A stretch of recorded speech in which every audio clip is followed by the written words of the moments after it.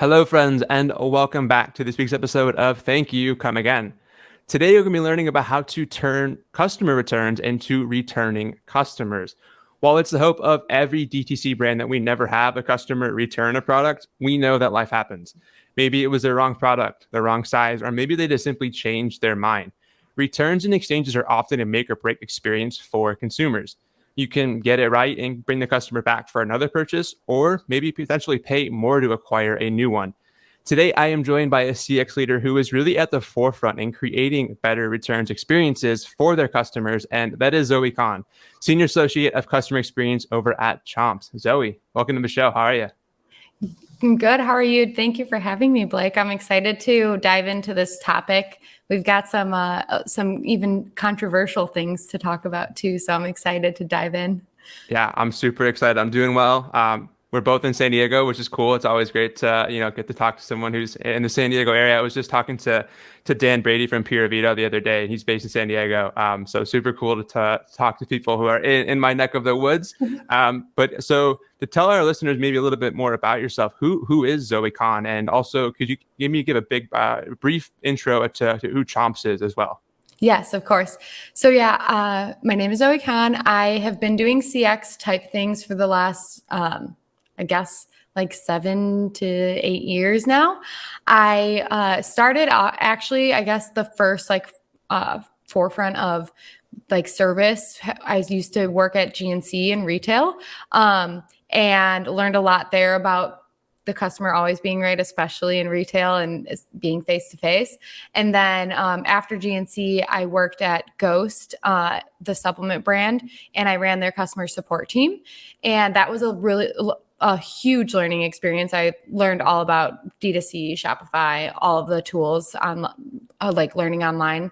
And after that, I took a little hiatus, and I was just telling Blake that I game and I streamed on Twitch for 6 months full time. So I did a little hiatus of just playing video games, and that was amazing. And then after that, I started working at Chomps, and I am, like Blake said, I do the CX and some digital marketing for them as well. And Chomps, we sell better for you meat sticks. So kind of like beef jerky, but it's in a stick. And we sell at like Whole Foods, Trader Joe's, a ton of retailers, and then direct to consumer as well.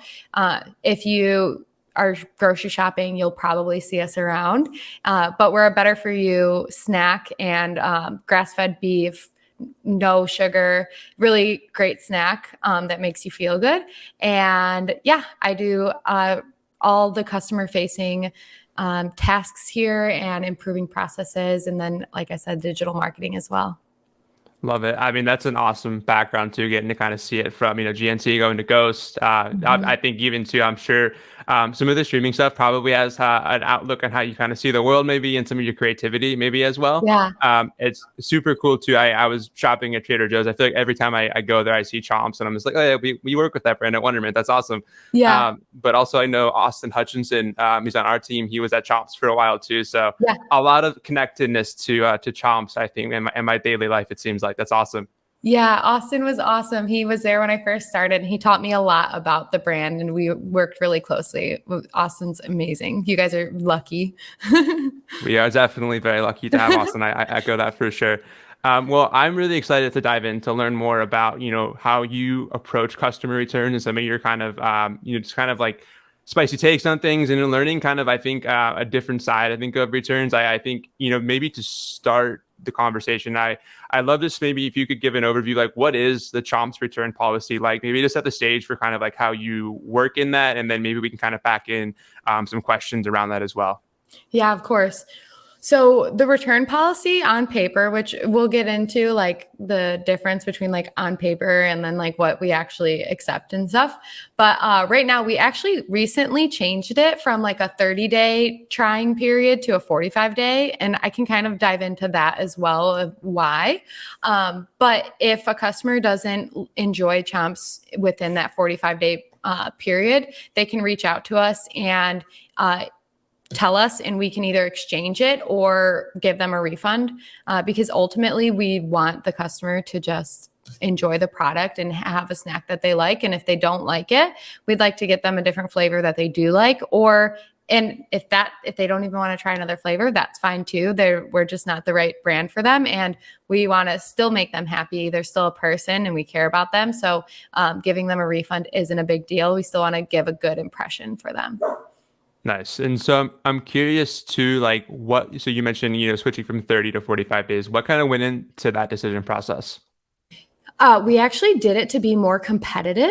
So I think it was the biggest one on there was Amazon and competing with third-party people who were unauthorized to sell our products.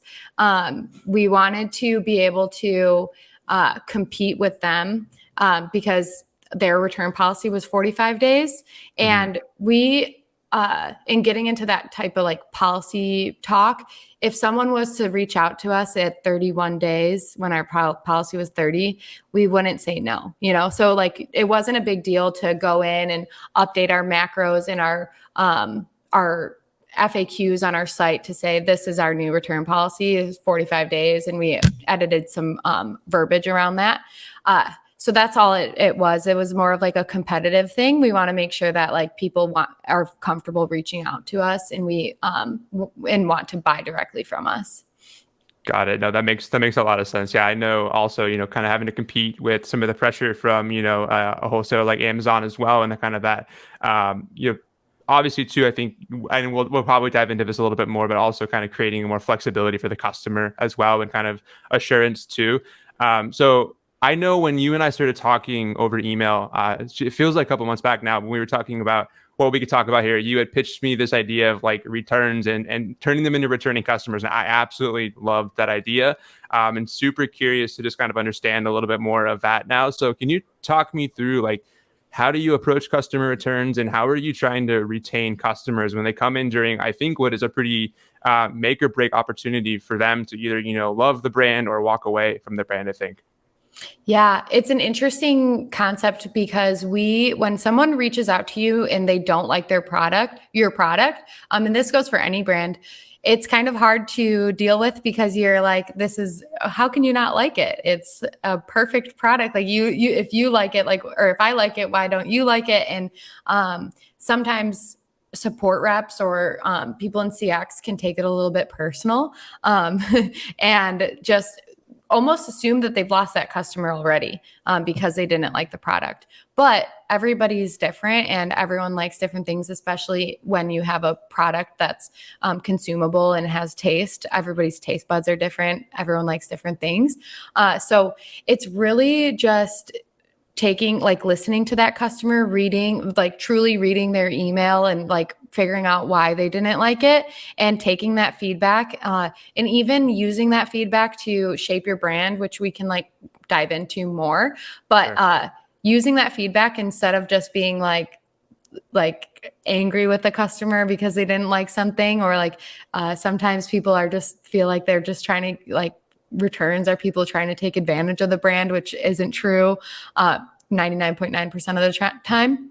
But listening to the customer and instead of just shutting it down, really just trying to figure out a best solution for them, whether it's exchanging or giving them their money back because they didn't like your product. I think that's a really interesting point too to think about. Obviously, as a brand, you want to assume your product is great, and in a vacuum, no one would ever want to return it, but they're going to love it. It's going to be, the best experience, but also, especially with a consumable product, it can be up to, even someone's just kind of preferences with it too. You mentioned sort of then this listening. What does that kind of entail? How do you think about when you're working with customers who come to return a product? Maybe what does that decision tree kind of look like? Are there kind of outcomes that you're looking for that are going to be beneficial to Chomps, but also then beneficial to the customer? How do you sort of approach that line of you want to save the customer, hopefully, but you also really want to also make sure that they get the outcome that they're looking for too? Yeah, it comes down to really listening and reading and understanding why they didn't like the product, because for Chomps, for example, it's if someone tried the turkey sticks and different flavors in that and didn't like the texture, the consistency, maybe offering them to try one of our beef or our venison, because you can, and learning those things, and with any brand too, just learning the trends of like, oh, if someone doesn't like this, they actually usually like this. So let me make it up to them, and having a variety too of different things that they can try. And sometimes we even will, if a customer is like really upset for whatever reason, that they didn't like it, maybe it's like a one-off and I don't know, something went wrong, even going as far as like sending them a trial pack so they can try a couple different products, and taking that feedback and really making note of it and finding trends of what people are saying. Because if I always think about too, the customers who don't want to bother support teams or don't want to bother the companies and just never buy again, and then also might even like tell their friends not to buy. I tried that and I didn't like it. And they might, I wonder what the percentage, it's impossible to like find out, but there's probably a large percentage that happens too. So we always try to keep that in mind as well. Like if customers are coming to us with this feedback, there's probably a whole other half of customers who are having that same feedback, but aren't reaching out to us. So really like listening to that and shaping the next like innovation based on that feedback, that's super important. But it is just really listening and like finding trends in customers reaching out to us. Totally. And I think the conversation's kind of heading this way. I'd love to kind of dive into feedback now a little bit. I was talking to Ash from Avi the other week, and he was telling kind of a similar thing. It's like, hey, like a lot of times you need to focus on, there's a lot of customers who will just remain silent, even if they had a bad experience. I typically tend to be one of those consumers. Like I'm busy. I don't really want to reach out. I'm just like, hey, this was a bad experience. I'll probably just, not come back again. I hate to say that because I'm such a D2C evangelist. I feel like it's kind of maybe a little bit taboo to admit that, but I think it's like something that is really common. I think with a lot of consumers is they just don't raise their hand because they just sometimes don't feel like they might be heard. And so what I'm hearing and it's definitely something that, Ash was mentioning and now you're mentioning too, is like taking that feedback and then actually going and improving the experience for, if it's not that customer, for future customers. So how do you collect feedback, number one, but then two, like how do you then go take all that feedback and actually make action happen then? Yeah, it's so interesting that you brought that up because I was actually talking to Ash and Ron like months ago about the same topic with Avi, and they were telling me some feedback they were getting was like it's sometimes it would be like too sweet. And so we were having a conversation. They were like, do you think we should just like give them another suggestion, or should we dig into this? And I'm like, you should dig into any feedback that you get because you never know. And really, even like going back to your product and like tasting it with like a blind eye, or having someone else taste it with a blind eye that like doesn't eat it all the time or consume it all the time, is like, and getting like real feedback from people maybe who have never tried it before. Because it's the same thing with anything you do. If you do it a lot, you kind of get like desensitized to it. And just taking that feedback. But as far as collecting it, we use Gorgeous for our like help center and a tagging process to do some of this. And then I actually like our team, I love doing this. It's kind of tedious, but any feedback that we get, especially if it's like some type of manufacturer, I don't want to say defect because it's never really like a defect, but it's like just sometimes like if the texture is off or maybe it's too spicy, and we always want to just not just assume that the customer, it's not their like favorite flavor. We just want to assume that let's track all of this and like track it down to the lot number. If someone has feedback for us that they didn't like something, let's like look at all those lot numbers and just make sure that they compare to like our product is consistent. And that happens a lot with like consumables. It's harder than like you'd think to make a consistent product. Like it's same every single time. Like it varies a little bit because of raw ingredients being different. And it's really important to have a consistent product because you want a customer to know that they can come back to a product and like it every time. So we track things down to the lot information, and then it's the specific. We we basically have a umbrella of different kind of like complaints or feedback that customers bring us. And so we'll log it under that like umbrella. And then if something's outside of that umbrella, we will put like notes on that. And then just we actually do like a feedback loop of bringing all this information to our innovation team and our manufacturer team and meet with them at least once a month. If something weird is going on and we're getting like a lot of complaints from so-and-so or which flavor, we'll do it a little bit more often because we want to get in at the front of things before so that we can fix it if it is a problem. Or if we are innovating a new flavor or trying to improve a flavor, we want to be able to use that feedback to make those decisions on innovation. Totally. That's really great points too, I think. And like, yeah, something I didn't consider as well, but I'm sure is, especially important with consumables is to be able to identify if there is an issue, like let's try to figure out exactly where that issue is and try to make that experience better as soon as possible. And it sounds like it's a lot of back and forth communication then between what you're hearing out there and then taking that to the innovation team, other parts of Chomps, and making sure that, whether it's the product or even like stuff on site with the messaging or all of that stuff. Is it sort of like a continuous cycle then that you're just continuously trying to make sure that you're informing the rest of the business really then on what you're hearing and then let's take action on that? Yeah, communication is so important and it's hard to get down because everybody is doing their own thing and moving forward and like doing the next step, the next step, the next step. But so it is really important to have that good communication. You don't want someone from your dev team or a founder to look at like a Instagram comment about a complaint and then go to you and say, hey, have you heard this before? And you say, yeah, we've had 50 customers reach out about that. And they say, well, why didn't you tell me? So like, I think I said this recently. I can't remember who I was talking to, but your founders, if your companies want to hear this feedback from the consumers, and a lot of times they're detached from it because there's so much going on. And so it's really important for like support teams and customer experience to track these things, find trends and speak up. And sometimes it can be very scary in the CX world because it's not always made as like this glamorous position, but it really truly is. Like if you are on a support team or CX and you're able to gather this information, and even if you don't have a one-on-one like meeting with someone, but if you can send out an email to like your leaders on your team and say, these are the things that we've been hearing, just thought I'd put it out there, like that brings so much value to yourself by doing that. And the founders and the leadership team want to hear these things because they want to make sure that they retain the customers and acquire new customers because they have great products.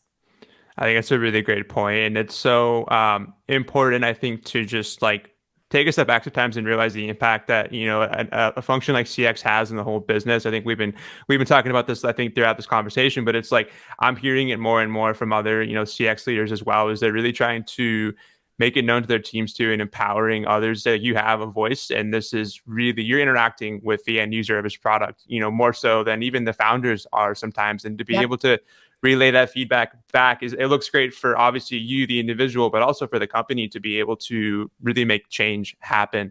And one thing that we didn't touch on, but I wanted to come back to kind of go a little bit in a different direction. But one thing is I'm always been fascinated by with, consumable products is obviously like when you return a consumable, it can't be used again. Oftentimes even like, non-consumables have the same, fate as well. But why have you invested so much in offering like a generous returns policy? You mentioned 45 days. What's kind of the thought process behind leading with some kind of value like that for a customer?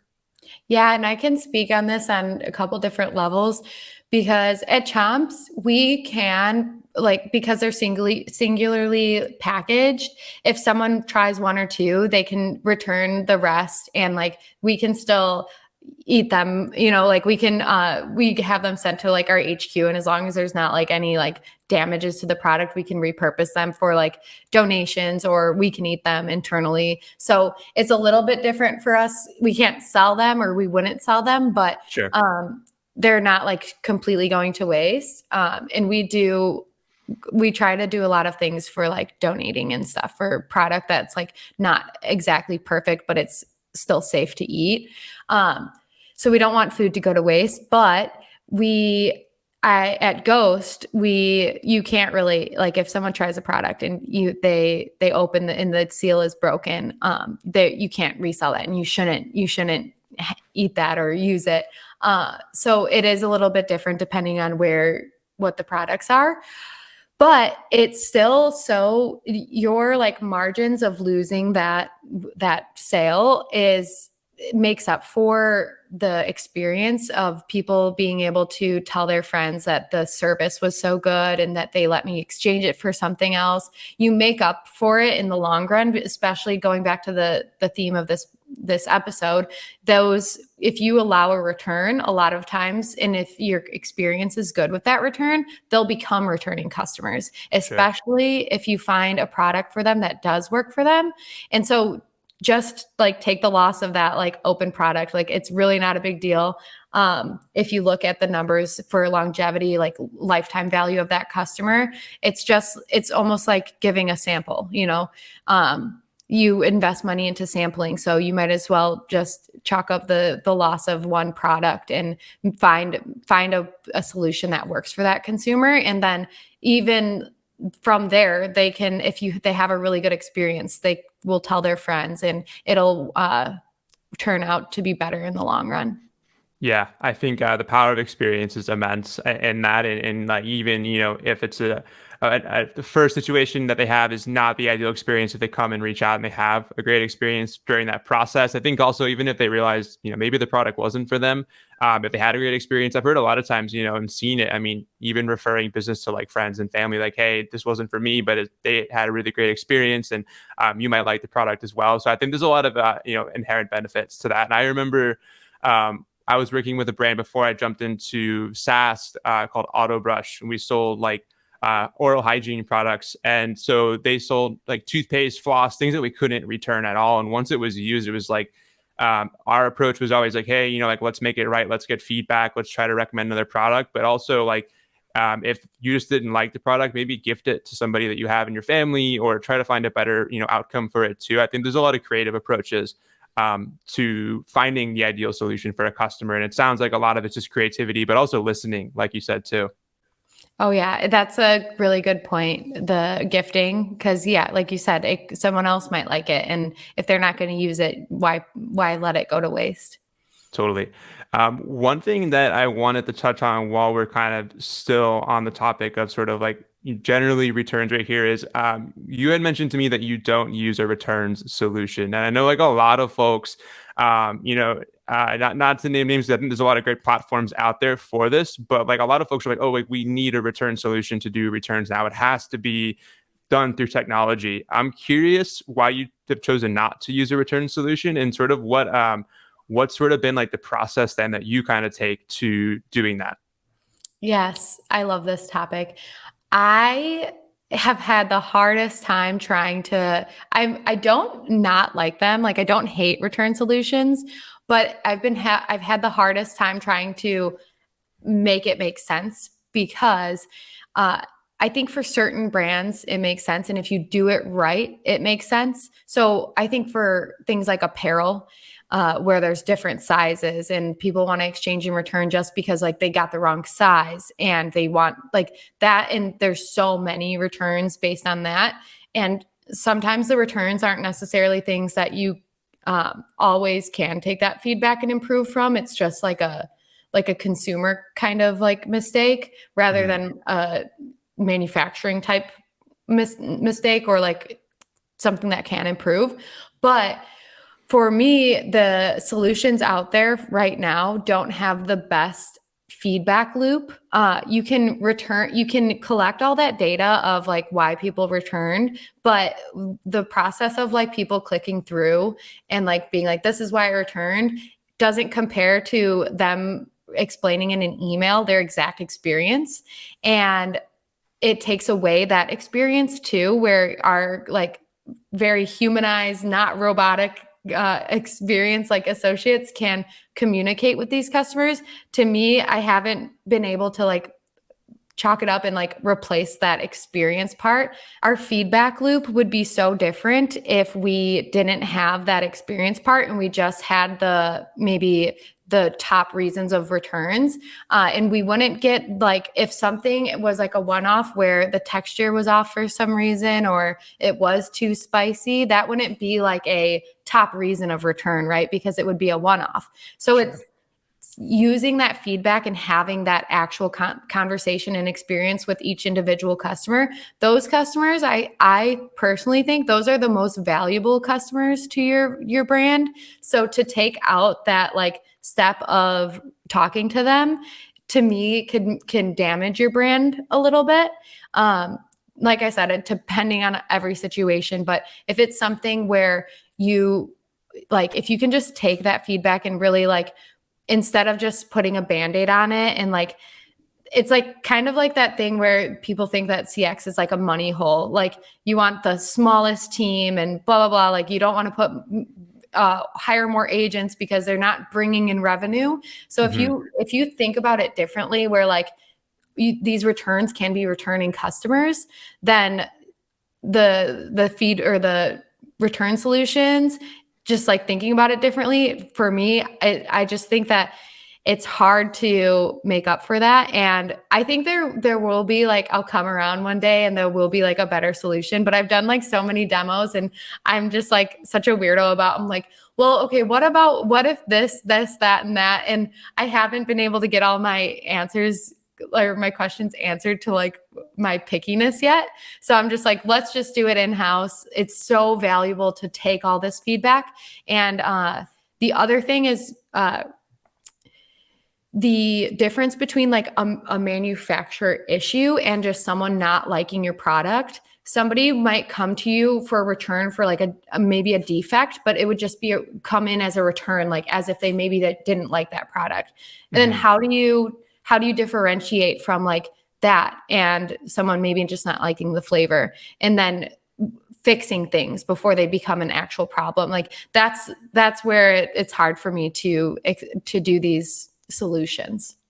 That's super insightful to hear you kind of walk through that. And I tend to agree with what you're saying as well, is that like it's these are make or break moments, and to just automate that entire experience. While I know for certain brands of scale and size, or maybe they, like you mentioned, like clothing or things like that, it could make sense. Like in an industry like CPG, where there's so many different things that also come into play, it's like you want to be having conversations, you want to be probing and understanding. And also, I think typically like not treating a customer like a decision tree, almost like you can kind of figure out like what is really the core issue that that's they're facing, and then see how you can overcome or provide a resolution to that. I'm curious if like that decision has sort of impacted how the CX team is like structured, or like response times or anything like that. Has it been fairly steady? Like I would imagine that can take time to have these conversations. I'm just curious if there's been any impact there, if at all. Yeah, for sure. I think if we have a return solution, our response times and our resolution times would definitely go down. But at the same time, the value that you get from spending that time on these consumers is worth it, just from everything we talked about before. I think that the KPIs in like the CX world need to be relooked at. And I think that D2C is understanding this more, but it like the resolution time, if you don't have to have a 2-minute resolution time, like that's kind of ridiculous. I actually would prefer you not to have a 2-minute resolution time, because you are not building connections with your consumers. And if you can just look at your CX team as also a revenue driver rather than just a Band-Aid and fixing like issues, then you can have some leeway in your KPIs.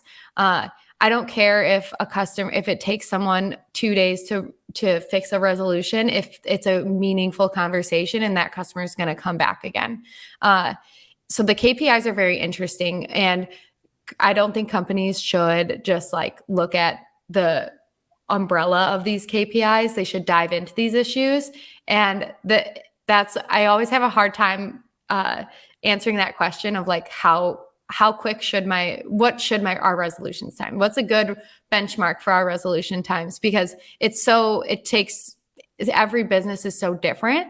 And I think that the key to it, instead of like getting rid of these processes in-house, I think the key to it is reducing that back and forth and collecting all the information from the customer before they reach out and finding ways to do that. That's what can improve your resolution time, not just not just trying to get those customers not to reach out to you.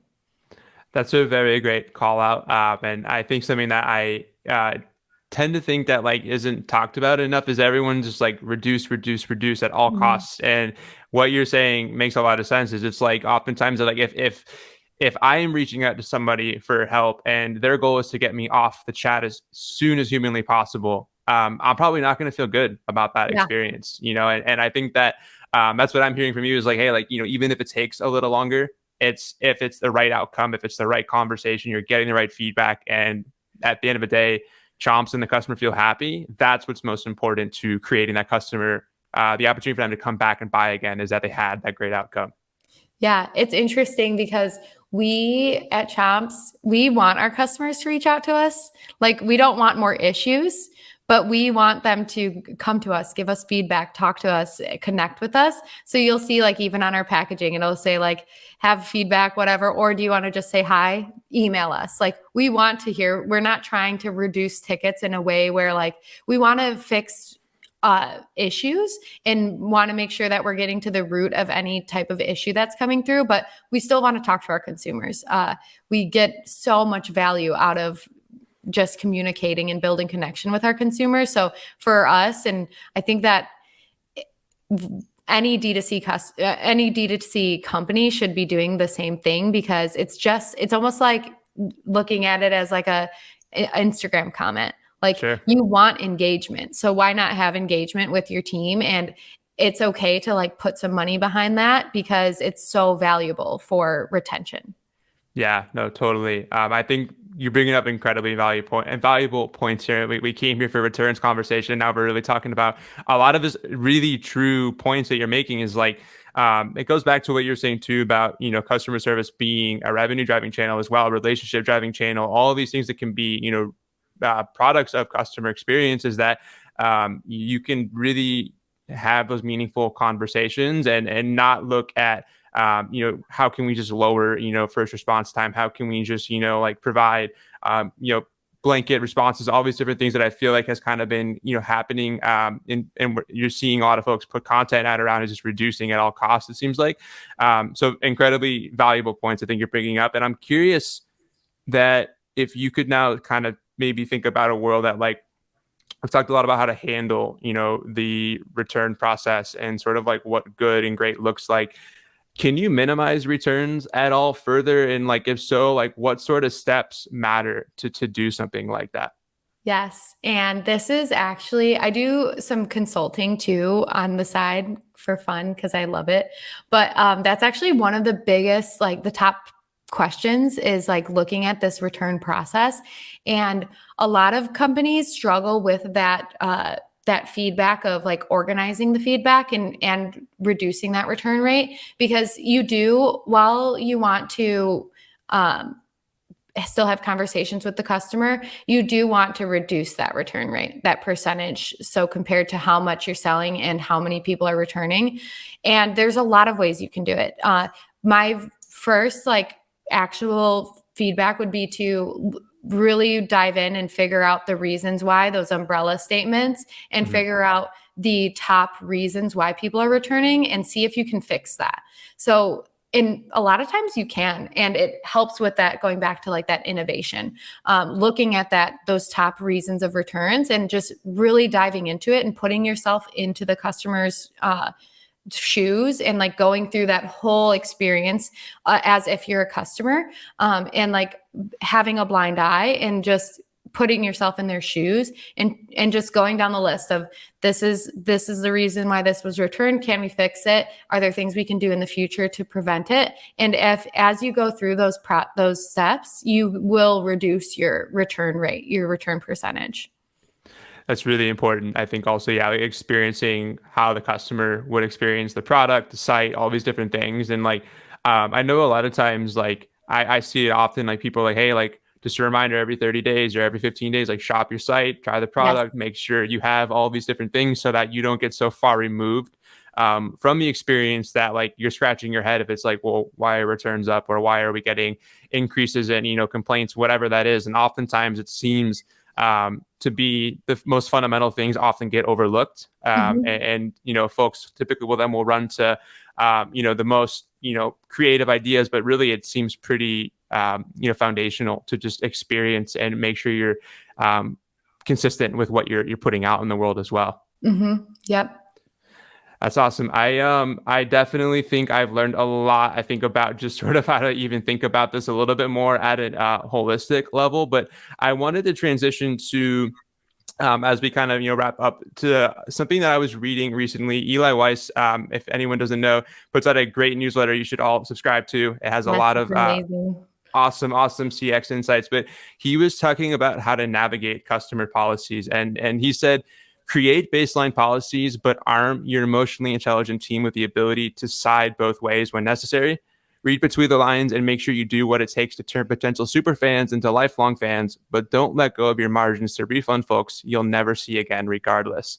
What do you think about this, Zoe? What would you bend the returns policy for any customers? Yes, not every customer, but any customer. Yes. Eli has such a great way with words. He's like my mentor, role model. Love him.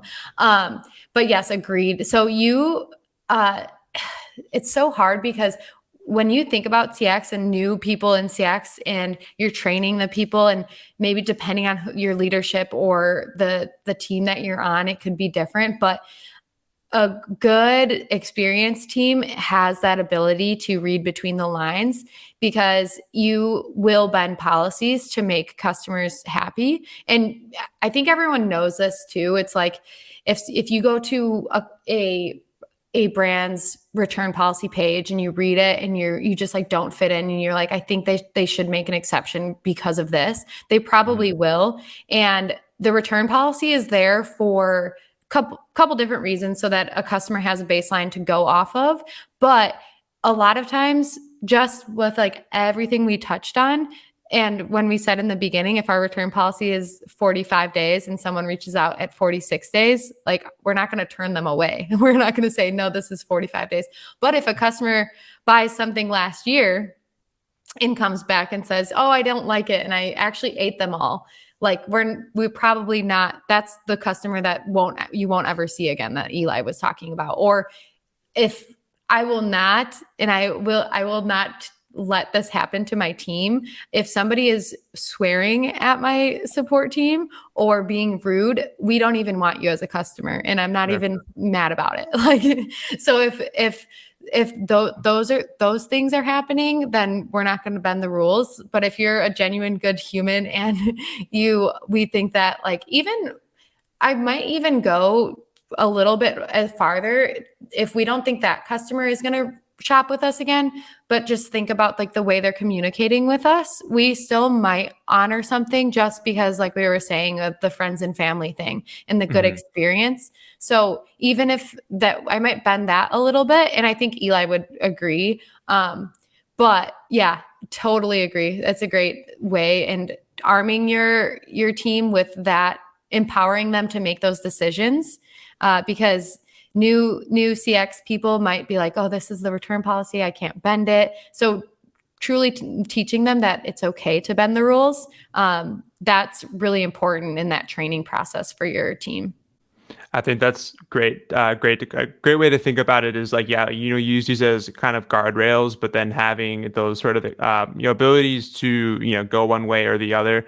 And that was one question I actually had for you too. Is like, are there times where you even fire a customer who is using inappropriate language or putting the brand on the hot seat for maybe unquantified reasons? I know that is something I'm seeing more and more now too. Is it's like, also just having that sort of outlook on it is important. But I think all really, really great points. This has been awesome to kind of chat through everything with you, Zoe. I really appreciate this. And as we look to 2023 here. I'm curious, what's one bold prediction that you have for customer experience in 2023? This is such a great question. I think that it's going to become more and more of a retention and revenue driver, and people are going to start continuing to see that. I think we saw like a little glimpse of it this year. But I think that companies are going to start seeing the value, more of the value in CX teams, and empowering them and treating them like a real part of like either their marketing or ops team, and finding that value rather than just paying them minimum wage and using them as like VAs who just are low hanging fruit or doing low hanging fruit type things. Sure. And even going as far as like when we talk about retention and customer experience, but then also the molding of retention and acquisition, even though they're kind of opposite. But I think that there's going to be more focus on it because yes, you acquire a customer, but then the retention of that customer, it's like merging those. I think that it's going to be completely different in 2023 with the paid media still like being crazy expensive and the cost of acquiring a customer. I think it's going to be a huge change in 2023, that the entire retention and acquisition and involving customer experience in all of it.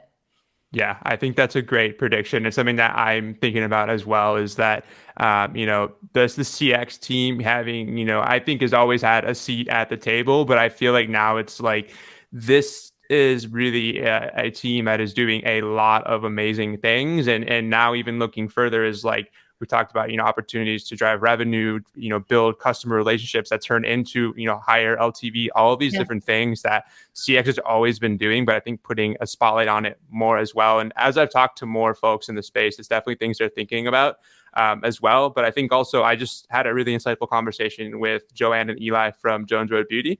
And we were talking about some of that as well. And sort of like this sort of melding of retention and CX. And I actually think there's an argument to be made that those should just kind of be one team and really have there's a lot of overlap, I think, in kind of what you touched on as well. But definitely things to think about and look out for, I think, in 2023 for sure. Oh, yeah.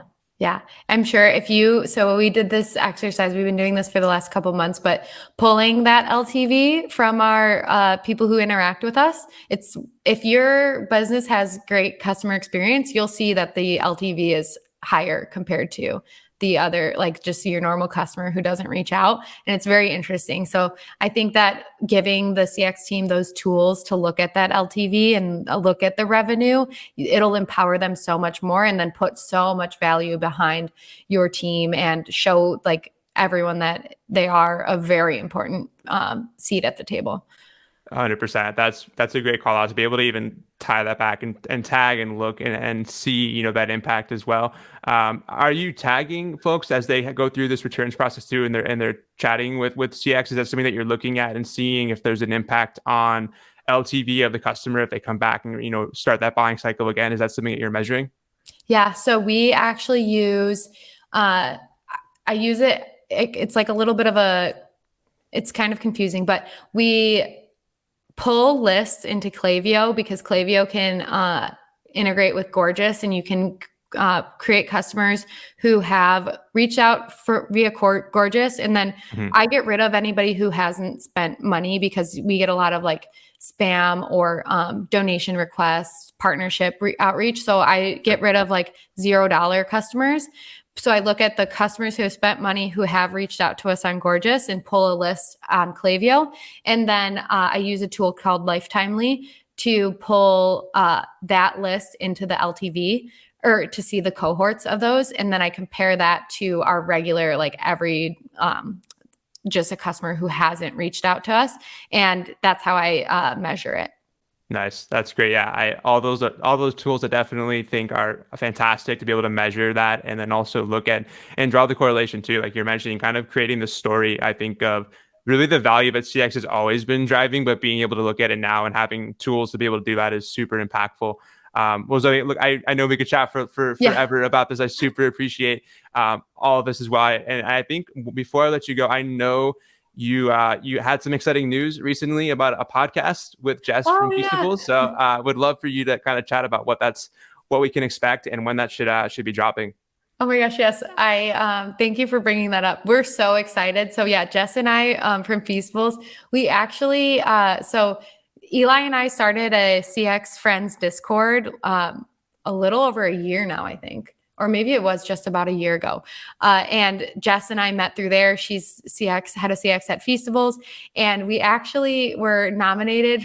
We were both like nominated for the CX, what was the title? Sorry, CX operator of the year. So we were like rivals in it, but rooting for each other. And so we just got like kind of close. And yeah, I don't know, 6-8 months later, now we're starting a podcast together, and it's called Oopsie Podcast. And we're actually going to talk about just mistakes that you that just inevitably happen in the D2C world and what we've learned from them. And we're going to have different guests on in the D2C world that have just experienced mistakes, and we're just hoping to bring like light to the conversation and laugh about like things that probably you could have cried about at the time and what you learned from it and what procedures and processes you put in place to make sure it never happens again. So we're really excited though. It's going to be a lot of fun.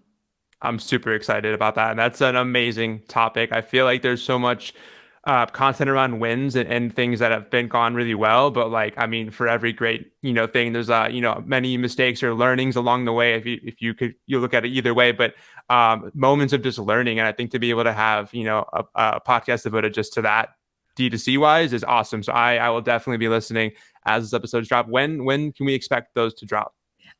Early 2023 is going to be Okay. our first episode. Yeah. And we're excited to bring that like vulnerability to the space too, because you think that like you listen to these podcasts and you see these successes and you just assume that everyone's doing everything right, but you don't hear about the losses and the fails Sure. along the way. So just showing, and if you were to talk to any of these founders or successful brands, there's been mess ups. There's been mess ups that they just had to get up and keep going. So yeah, just bringing vulnerability to the space, and we're excited. Yeah. Early That's awesome. 2023. Love it. Is there anywhere that we can go to subscribe or get on the list, or where can we anticipate this dropping? Yeah, follow our Twitter, Oopsie Podcast, and then we have an Instagram as well, but we're probably going to be posting like most of the news on Twitter. But yeah, Oopsie, just spelled Oopsie. That's the first time I spelled Oopsie out loud. So I'm like, did I spell that right? So Oopsie Podcast, and you can find us on Twitter. Very cool. I will link out to that in the show notes. Definitely very, very eager for that to drop. And Zoe, again, I really appreciate it. This has been awesome just to kind of see your view on the world, but also really how you're taking an issue like returns and really turning into, I think, a massive, driver of value for Chomps and for the customers of Chomps as well.